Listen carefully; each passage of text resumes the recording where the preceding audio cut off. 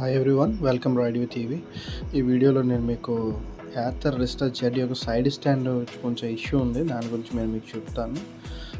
ఇందులో మెయిన్గా ఏంటంటే మనకి సైడ్ స్టాండ్ ఒక్కటే వస్తుంది. అది కూడా స్టాండ్ చూడండి, చాలా సన్నగా, చాలా థిన్గా ఉంటుంది అనమాట స్టాండ్. ఓకేనా, అంత ఇదిగా అనిపించట్లేదు. ఎప్పుడైనా మనం సైడ్ స్టాండ్ పెట్టినప్పుడు పిల్లలు ఎవరైనా ఎక్కినా ఇలా చూసారు ఎలా మూవ్ అవుతుందో, అంత థిన్గా ఉంది.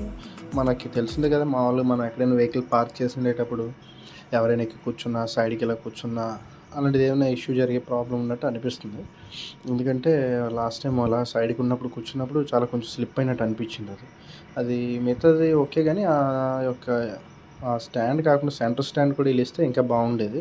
కానీ ఎందుకు ఇవ్వలేదనేది తెలీదు. ఇది చూసారా సైడ్ స్టాండ్ ఒక వ్యూ, ఇది ఎలా ఉందో. నేను మామూలుగా నా స్కూటర్ కాదు ఇది, మామూలుగా తీసుకుని చూశాను.